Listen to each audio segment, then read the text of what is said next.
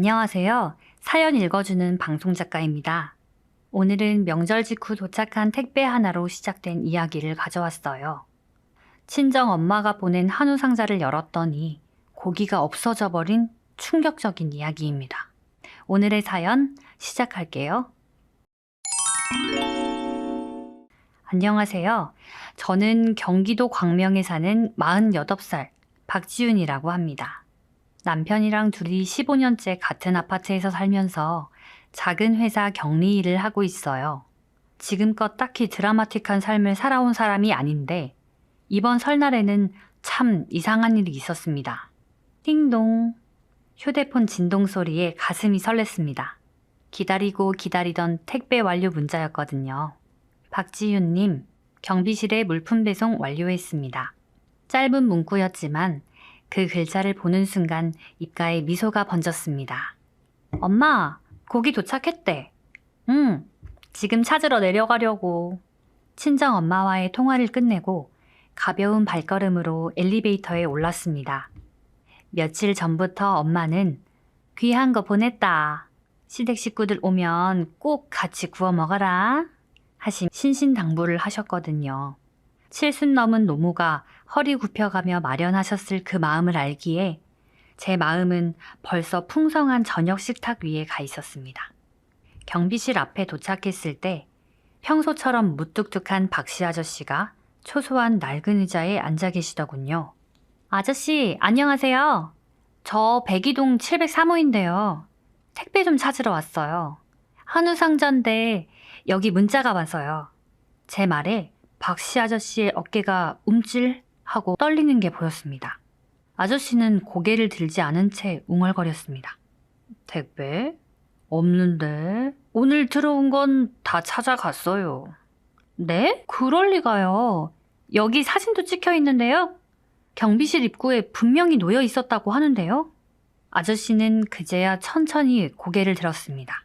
평소에도 말이 없으셨지만 그날따라 아저씨의 눈동자는 심하게 흔들리고 있었죠. 검게 그을린 손가락 끝은 미세하게 떨리며 낡은 장부를 뒤적였습니다. 없어요. 누가 잘못 가져갔나 보지. 난 모르는 일이야. 아저씨의 대답은 너무나 무책임했습니다. 1, 2만 원짜리 생필품도 아니고 칠순 엄마가 수술비까지 쪼개서 보낸 귀한 한우 세트였습니다. 가슴 한구석에서 서늘한 기운이 올라왔습니다.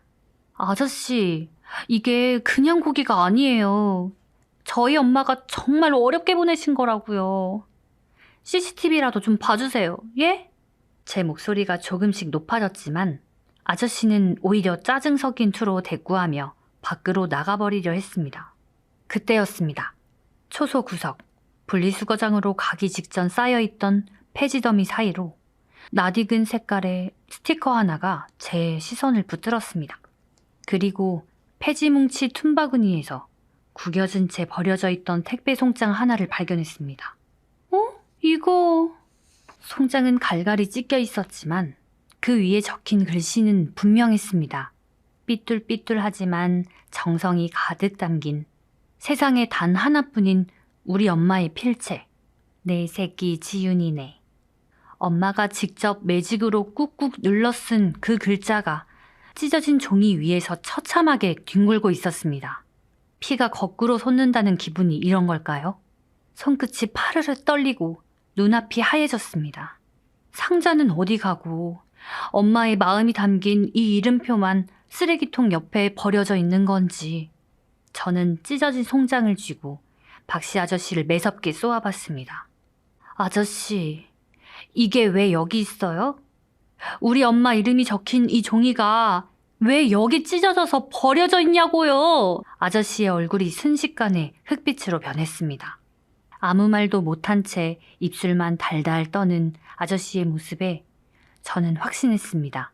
이 사람이 우리 엄마의 자존심을 가로챘다는 걸요. 찢어진 송장을 꽉 쥔 손등에 핏줄이 돋았습니다. 당장이라도 초소 안으로 뛰어들어가 아저씨의 멱살을 잡고 싶었습니다. 이게 왜 여기 있냐고! 소리치고 싶었습니다. 하지만 제 입술은 그저 파르르 떨리기만 할 뿐 차마 말이 터져나오지 않았습니다. 사색이 된 박씨 아저씨의 얼굴을 뒤로 하고 저는 도망치듯 엘리베이터에 몸을 실었습니다. 집으로 돌아오는 길, 손바닥에 땀이 흥건했습니다. 현관문을 열자마자 거실 바닥에 주저앉았습니다.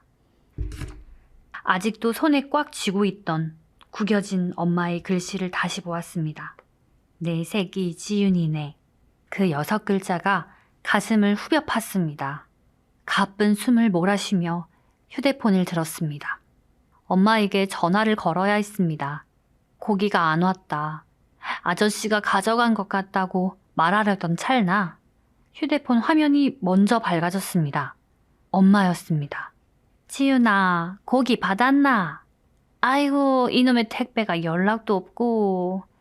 내 마음이 급해가 먼저 전화했다. 수화기 너머로 들려오는 엄마의 목소리는 유난히 들떠 있었습니다. 평소보다 더 활기차고 어딘가 당당함이 묻어나는 목소리. 저는 목구멍까지 차오른 우라통을 억지로 삼키며 목소리를 가다듬었습니다. 엄마, 경비실에서 찾아왔어. 거짓말이었습니다. 상자는 사라지고 찢어진 이름표만 남았는데 제 입에서는 안심시키는 말이 먼저 나갔습니다. 엄마는 그제야 안도의 한숨을 내쉬며 말을 이었습니다. 그래, 잘했다. 그거 그냥 고기 아니다. 2+라 카나? 제일 좋은 거로 골랐다. 내일 시댁 식구들 온다 안 했나? 그때 딱 내놓으면 네 시어머니도 아무 말 못하실 기다. 우리 지윤이 기 안 죽게 엄마가 신경 좀 썼다. 엄마의 목소리가 조금씩 잦아들었습니다. 그리고 이어진 말에 저는 그만 숨이 멎는 것 같았습니다. 지윤아, 사실은 그게 엄마 무릎 수술비 환불받은 거로 산 기다. 병원 가니까 아직은 버틸만 하다 하길래 수술 안 한다 하고 받아왔다. 그 돈으로 우리 새끼들 고기 좀 먹이고 싶어서. 무릎 수술비. 작년부터 밤마다 다리가 퉁퉁 부어 잠을 못 잔다던 엄마였습니다. 겨우 설득해서 모아둔 돈이었는데 그걸 환불받아 고기를 샀다니요. 낡은 복대 하나로 버티며 밭일을 하던 엄마의 굽은 등이 눈앞에 아른거렸습니다. 전화를 끊고 나서도 저는 한참 동안 거실 바닥에 멍하니 앉아 있었습니다. 눈앞이 흐릿해지며 서러운 기억들이 파도처럼 밀려왔습니다. 제가 아주 어릴 적 엄마는 시장통 한 구석에서 나무를 파셨습니다. 찬 바람이 쌩쌩 부는 겨울이면 엄마의 손마디는 늘 빨갛게 터져 있었죠. 그 작은 손으로 흙 묻은 나무를 다듬어 팔면서도 엄마는 시장 골목 끝 정육점 앞을 지날 때마다 발걸음을 늦추셨습니다. 고소한 고기 냄새가 진동하는 그곳에서 엄마는 깊게 숨을 들이마셨습니다. 그리고는 제 손을 꼭 잡으며 말씀하셨죠. 지윤아, 고기 냄새 좋다. 그자? 돈 많이 벌면 엄마가 매일매일 소고기 사줄게. 오늘은 이 냄새만 맡아도 배부르다.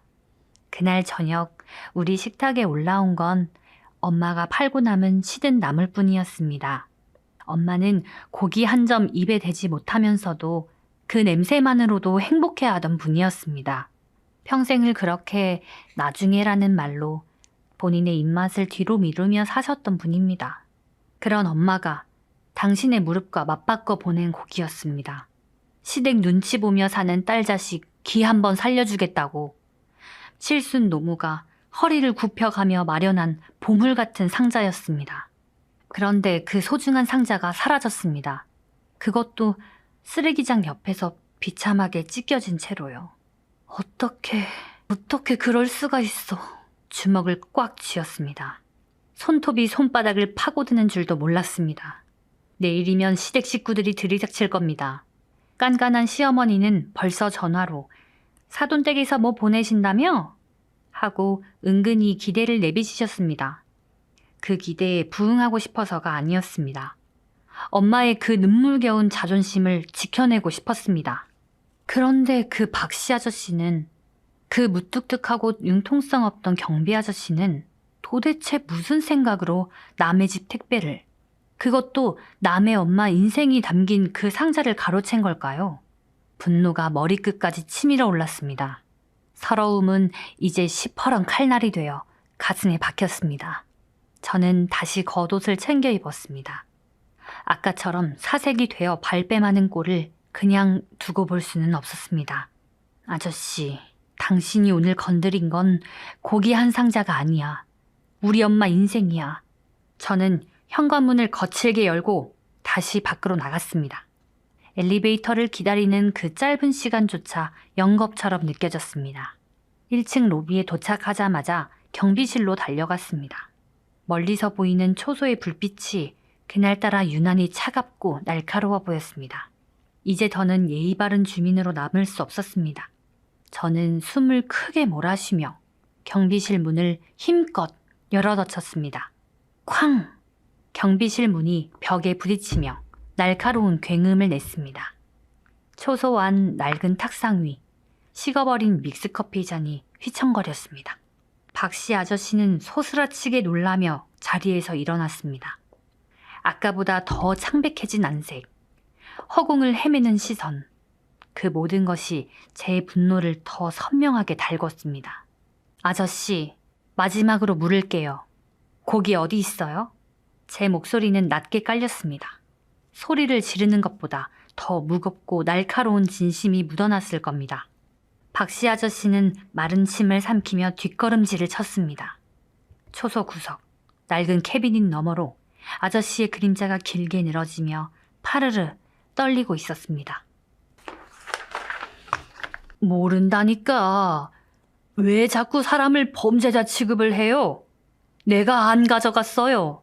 누가 집어갔겠지. 아저씨의 목소리가 갈라지며 높아졌습니다. 그건 결백한 사람의 당당함이 아니라 벼랑 끝에 몰린 사람의 비명처럼 들렸습니다. 저는 아까 주워온 찢어진 송장을 아저씨의 낡은 책상 위에 탁 소리나게 내려놓았습니다. 이게 왜 쓰레기 더미에 있었나요? 엄마가 제 이름 적어서 보낸 이 이름표가 왜 아저씨 옆에서 찢겨진 채로 뒹굴고 있었냐고요? 상자도 없이 종이만 혼자 걸어갔을 리는 없잖아요. 박씨 아저씨는 책상 위에 떨궈진 종이 조각을 마치 괴물이라도 본 듯 바라봤습니다. 입술을 달달 떨며 아무 말도 못하던 그때 경비실 밖에서 구둣발 소리가 들려왔습니다. 소란스러운 소리에 달려온 관리소장이었습니다. 아이고, 백이동 주민분 아니십니까? 무슨 일이신데 이렇게... 박씨, 당신 또 무슨 실수했어?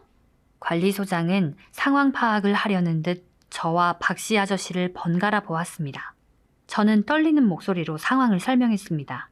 택배 문자를 받았다는 것, 상자는 사라졌고 송장만 찢긴 채 발견됐다는 것, 그리고 아저씨의 수상한 태도까지. 제 말이 이어지는 동안 관리소장의 미간이 좁아졌습니다. 하지만 그의 반응은 제 예상과는 전혀 달랐습니다. 아이고, 하늘 세트라. 그거 참 속상하시겠네. 근데 박씨 아저씨가 그럴 뿐이 아니에요. 여기서 일한 지가 몇 년인데 혹시 배달 사고 아닐까요? 요즘 택배기사들이 바쁘다 보니 사진만 찍고 다시 가져가는 경우도 있거든요. 좋게 해결하시죠. 제가 기사님한테 연락 한번 해볼게요. 좋게 해결하자는 그 말이 제 가슴에 불을 질렀습니다. 관리소장은 귀찮은 일에 휘말리기 싫다는 듯 짐짓 여유로운 표정을 지으며 제 어깨를 다독이려 했습니다. 주민분, 고작 고기 한 상자 가지고 이 연세 드신 분을 도둑 취급하시면 쓰나요? 동네 소문나면 아저씨 일자리도 잃으실 텐데 제가 나중에 변상이라도 해드릴 테니 오늘은 이만 가시죠. 고작 고기 한 상자? 변상? 그 가벼운 말들이 제 귀를 때리는 순간 제 안에서 무언가 툭 하고 끊어지는 소리가 났습니다. 눈앞이 벌겋게 달아올랐습니다. 고작 고기 한 상자라고 하셨어요? 이게 그냥 소고기인 줄 아세요? 제 외침에 관리소장의 걸음이 멈췄습니다. 초소 안의 공기가 얼어붙었습니다. 이거 우리 엄마 무릎 수술비 환불받아서 보낸 고기예요. 평생 시장 바닥에서 나물 팔면서 당신 입에는 고기 냄새 한 번 못 묻히고 사신 우리 엄마가 수술까지 포기하고 딸내미 기 안 죽이겠다고 보낸 고기라고요. 이건 고기가 아니라 우리 엄마 인생이 들어있는 상자예요. 그걸 이 아저씨가 가로챘다고요. 눈물이 터져 나왔습니다. 억울함과 슬픔, 그리고 엄마에 대한 죄책감이 뒤섞인 뜨거운 눈물이 뺨을 타고 흘러내렸습니다. 박씨 아저씨는 고개를 푹 숙인 채 제 울음소리를 듣고만 있었습니다. 관리소장도 제 기세에 눌린 듯 헛기침을 하며 뒷머리를 긁적였습니다. 아니, 사정이 그러시다면 알겠습니다. 그럼 CCTV 확인해 보시죠.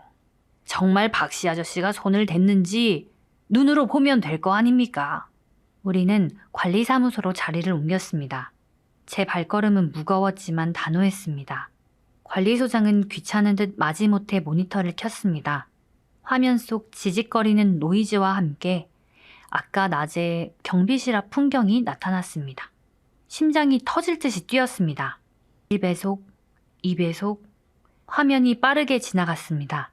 그리고 오후 2시 15분, 택배 트럭이 멈춰서고 기사가 커다란 금색 보자기 상자를 경비실 입구에 내려놓는 장면이 포착되었습니다. 기사가 떠나고 10분 뒤였습니다. 화면 속에서 한 남자가 나타났습니다. 박씨 아저씨였습니다. 그는 주위를 슬쩍 살피더니 입구에 놓인 그 금색 상자를 들어 올렸습니다. 그리고는 망설임 없이 초소 안쪽 축직실로 상자를 들고 들어갔습니다. 그게 끝이 아니었습니다. 잠시 후 다시 밖으로 나온 아저씨의 손에는 아무것도 없었습니다. 대신 아저씨는 손에 든 무언가를 잘게 찢어 쓰레기통 옆 폐지 더미에 던져버렸습니다. 아까 제가 발견했던 바로 그 송장이었습니다. 관리소장의 입에서 짧은 탄식이 흘러나왔습니다. 증거는 명백했습니다. 아저씨는 택배를 보관해 주려던 것이 아니었습니다. 주인이 나타나기 전에 상자를 자기 방으로 숨겼고 흔적을 없애기 위해 이름표를 찢어버린 것이었습니다. 제 손이 부르르 떨렸습니다. 배신감이 온몸을 휘감았습니다. 평소 인사는 안 해도 성실해 보이던 그 노인이 어떻게 우리 엄마의 그 귀한 마음을 저렇게 아무렇지 않게 쓰레기통에 쳐넣을 수 있는지. 아저씨, 보셨죠? 지금 저기 찍힌 거 아저씨 맞죠? 저는 관리사무소를 뛰쳐나와 다시 경비실로 달려갔습니다. 아저씨는 여전히 그 자리에 얼어붙은 듯 서 있었습니다. 열어요. 아저씨 방 열라고요. 거기 우리 엄마 고기 있죠? 당장 내놔요. 아저씨는 대답이 없었습니다. 그저 낡은 점퍼 소매를 꽉 쥐고 바들바들 떨고 있을 뿐이었습니다. 저는 아저씨를 밀치고 초소 안쪽 커튼으로 가려진 작은 숙직 방문으로 손을 뻗었습니다. 이러시면 안 됩니다, 주민분. 아저씨 사정도 좀. 뒤따라온 최 반장님이 저를 말리려 했지만 제 귀에는 아무 소리도 들리지 않았습니다. 엄마의 굽은 등이, 엄마의 터진 손마디가 자꾸만 눈앞을 가려 저는 이 문을 열지 않고는 견딜 수가 없었습니다. 저는 거칠게 문을 열어젖혔습니다. 그리고 그 좁고 퀴퀴한 방 안에서 제가 마주한 것은 상상도 못했던 광경이었습니다. 문이 열리는 순간 제 코끝을 찌른 건 매캐한 환기구멍의 냄새와 그리고 아주 익숙하고도 잔인한 냄새였습니다. 달콤하면서도 고소한 기름진 고기 굽는 냄새. 제 입에서 짧은 탄식이 흘러나왔습니다. 방 안은 성인 한 명이 겨우 누울 수 있을 정도로 비좁았습니다. 빛바랜 벽지에는 찌든 기름때가 얼룩져 있었고 방 구석엔 제가 그토록 찾던 그 금색 보자기가 허물처럼 벗겨진 채 널브러져 있었습니다. 그리고 그 옆 낡은 브루스타 위에는 조그만 프라이팬 하나가 올려져 있었습니다. 불은 이미 꺼져 있었지만 팬 위에는 아직 채 식지 않은 선홍빛 고기 기름이 끈적하게 고여 있었습니다. 이게 다 뭐예요? 저는 떨리는 손으로 빈 상자를 가리켰습니다. 상자 안에는 고기를 감싸고 있던 아이스팩 몇 개만이 덩그러니 남겨져 있었습니다. 그 많던 한우가, 우리 엄마가 당신 무릎이랑 맞바꾼 그 귀한 고기들이 이 퀴퀴한 방 안에서 흔적도 없이 사라진 겁니다. 아저씨, 대답해 보세요. 이거 아저씨가 다 드신 거예요? 그 많은 걸 혼자서? 어떻게 사람이 이래요? 제 외침은 이제 비명이 되어 방 안을 가득 채웠습니다. 박씨 아저씨는 제 눈을 피하며 방 구석으로 몸을 웅크렸습니다. 아저씨의 어깨가 들썩였습니다. 저는 그 어깨를 붙잡고 흔들고 싶었습니다. 우리 엄마가 어떤 마음으로 보낸 건지 아느냐고, 당신이 지금 뭘 먹어치운 건지 아느냐고 울부짖고 싶었습니다. 그때였습니다. 구석에 웅크리고 있던 아저씨가 아주 작은 목소리로 웅얼거렸습니다. 잘못했습니다. 죽을 죄를 졌습니다. 사모님, 한 번만 용서해 주세요. 아저씨는 바닥에 머리를 지디기듯 박으며 흐느끼기 시작했습니다. 그건 단순히 들켰을 때의 비굴함이 아니었습니다. 무언가에 짓눌린 아주 오래된 절망 같은 것이 섞인 울음이었습니다. 용서요? 아저씨가 지금 무슨 짓을 했는지 아세요? 이거 우리 엄마 수술비예요. 우리 엄마 다리예요. 그걸 아저씨가... 이게 그렇게 비싼 건 줄 몰랐습니다. 그냥 소고기인 줄만 알고 우리 할머니 고기 한 점만 먹고 싶다고 해서. 아저씨의 목소리가 젖은 낙엽처럼 바닥에 깔렸습니다. 할멈? 아저씨의 말에 제 손의 힘이 조금 풀렸습니다. 옆에서 조용히 상황을 지켜보던 최 반장님이 깊은 한숨을 내쉬며 제 곁으로 다가왔습니다. 반장님은 아저씨를 대신해 낡은 캐비닛 위에 놓인 액자 하나를 제 앞으로 밀어놓았습니다. 액자 속에는 젊은 시절의 박씨 아저씨와 곱게 한복을 차려입은 아주머니가 환하게 웃고 있었습니다. 하지만 액자 유리 위에는 먼지가 뽀얗게 앉아 있었고 그 주변으로는 각종 약봉지가 어지럽게 널려 있었습니다. 주민분, 화나시는 거 충분히 이해합니다. 100번, 1000번 박 씨가 잘못한 거죠. 그런데 이 사람 사정이 참 딱합니다. 집에 계신 아주머니가 치매예요. 그것도 아주 심한. 최 반장님의 목소리가 낮아졌습니다. 이 사람이 여기서 버는 돈 전부 병원비랑 약값으로 나갑니다. 본인은 점심에 컵라면 하나로 때우면서 사는데 아주머니가 치매가 오고 나서부터는 자꾸 고기 타령을 하신답니다.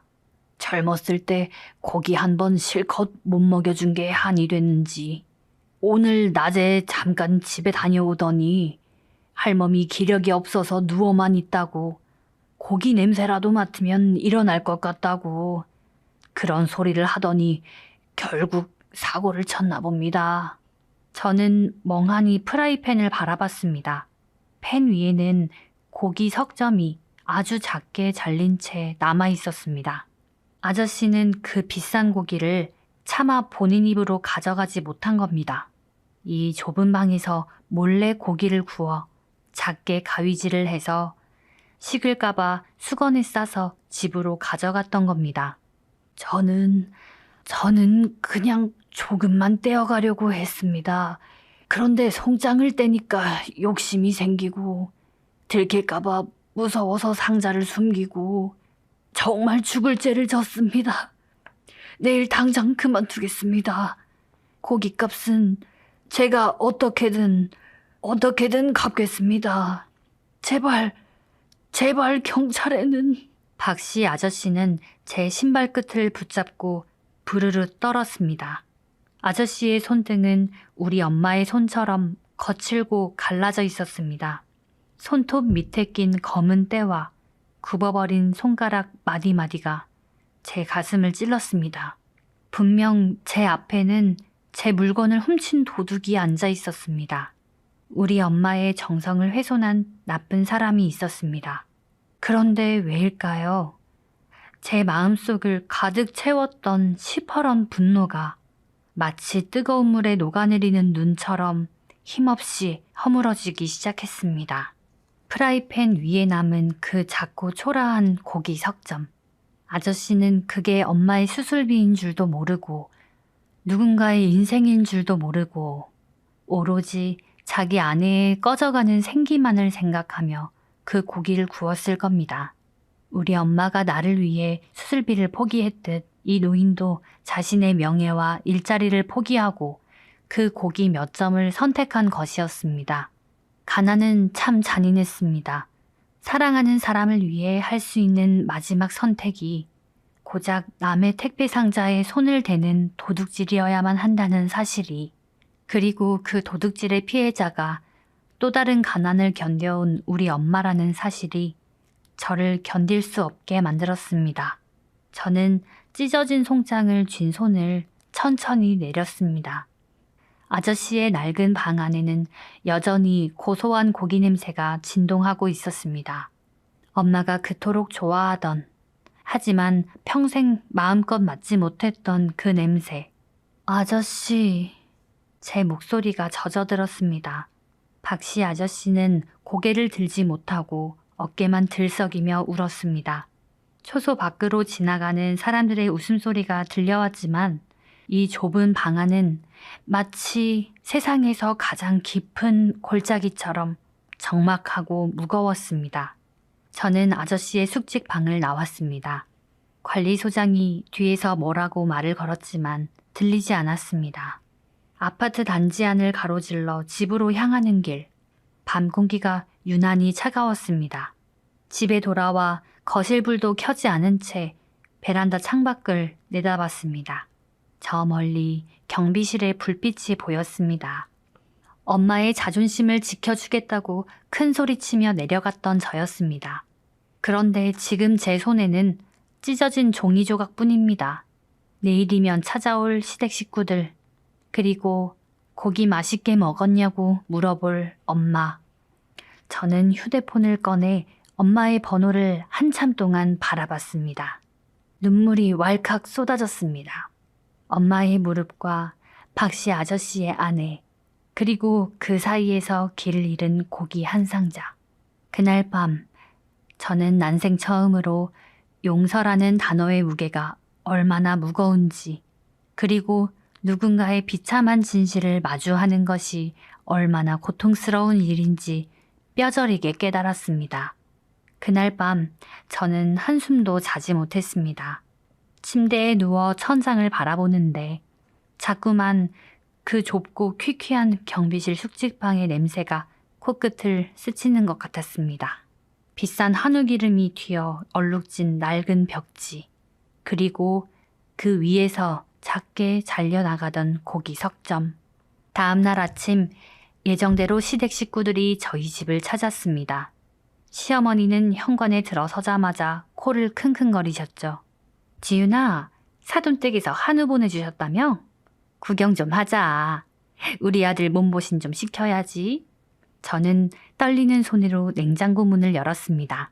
사실 어젯밤 늦게 집 앞 정육점에 달려가 제 비상금을 털어 똑같은 부위의 한우를 새로 사다 놓았거든요.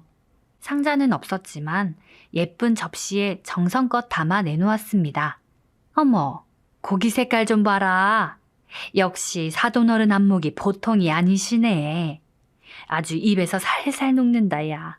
남편과 시댁 식구들이 맛있게 고기를 집어먹는 모습을 보며 저는 젓가락을 들지 못했습니다. 목구멍에 가시가 걸린 것처럼 아무것도 넘길 수가 없었습니다. 그때 마침 휴대폰이 울렸습니다. 엄마였습니다. 지윤아, 고기 잘 구워 먹고 있나? 시어머니가 뭐라 하시더노? 좋아하시제? 저는 거실 구석으로 가 목소리를 낮췄습니다. 엄마, 지금 다 같이 먹고 있어. 어머님이 고기 너무 좋다고, 이런 귀한 걸 어디서 구했냐고 칭찬이 자자하셔. 엄마, 고마워. 진짜 맛있게 잘 먹었어. 거짓말이었습니다. 하지만 그 순간만큼은 그게 세상에서 가장 아름다운 진실이어야만 했습니다. 엄마의 무릎 수술비가 헛되지 않았다는 것. 엄마의 자존심이 시댁 식구들 앞에서 당당하게 세워졌다는 것. 그것을 지켜드리는 것이 딸인 제가 할 수 있는 유일한 보답이었으니까요. 전화를 끊고 베란다 너머를 보았습니다. 저 아래 경비실 앞에 박씨 아저씨가 힘없는 모습으로 서 있는 게 보였습니다. 어제 관리소장에게 당장 그만두겠다고 했다던 아저씨. 저는 잠시 고민하다가 외투를 걸치고 밖으로 나갔습니다. 손에는 어젯밤 정육점에서 따로 챙겨온 또 다른 한우 한 세트가 들려 있었습니다. 엄마가 보낸 것만큼 크지는 않았지만 제 마음을 담아 고른 가장 좋은 부위였습니다. 경비실 문을 열자 아저씨는 흠칫 놀라며 자리에서 일어났습니다. 짐을 정리하려던 참이었는지 낡은 가방 하나가 책상 위에 놓여 있더군요. 사모님. 아저씨는 고개를 들지 못했습니다. 저는 아무 말 없이 고기 상자를 아저씨 앞에 내려놓았습니다. 아저씨, 이거 가져가세요. 사모님, 고기 좋아하신다면서요. 어제 그건 저희 엄마가 보내주신 거라 제가 좀 예민했어요. 그 마음은 아저씨도 이해하시죠? 이건 제가 드리는 거예요. 그러니까 그만두지 마세요. 아저씨의 눈동자가 크게 흔들렸습니다. 주름진 손마디가 상자 끝을 잡고 파르르 떨렸습니다. 아니, 내가 무슨 염치로. 사모님, 이건 안 됩니다. 제가 갚아도 모자랄 판에. 아저씨 아내분도 우리 엄마도 다 똑같은 엄마고 아내잖아요. 고기 냄새만 맡아도 배부르다는 사람들인데 그분들한테 고기 한 점 먹이고 싶은 마음 저도 어제서야 제대로 알았어요. 그러니까 이거 가져가셔서 아주머니랑 꼭 같이 드세요. 그리고 내일부터 다시 웃으면서 인사해 주세요. 네? 아저씨는 결국 참았던 눈물을 터뜨렸습니다. 낡은 경비원 복장 소매로 눈물을 훔치며 제 앞에서 연신 고개를 숙였습니다. 고맙다는 말도 제대로 못할 만큼 흐느끼는 아저씨의 뒷모습을 보며 제 가슴 속에 뭉쳐있던 시커먼 응어리도 조금씩 풀려나가는 것 같았습니다. 그로부터 사흘이 지났습니다. 퇴근하고 돌아온 제 집 문고리에 검은 비닐봉지 하나가 걸려 있었습니다. 안을 열어보니 싱싱하고 연한 상추가 가득 담겨 있었습니다. 봉지 안에는 삐뚤삐뚤한 글씨로 적힌 작은 쪽지가 들어 있었습니다. 사모님, 제가 옥상 텃밭에서 직접 키운 상추입니다. 고기 드실 때 같이 드세요. 정말 미안하고 고맙습니다. 백이동 경비 박씨 올림. 저는 그 상추 한 봉지를 품에 꼭 안았습니다. 비록 엄마가 보냈던 그 비싼 한우는 경비실 숙직방 프라이팬 위에서 사라졌지만 그 대신 제 앞에는 더 귀하고 따뜻한 용서라는 이름의 꽃이 피어 있었습니다.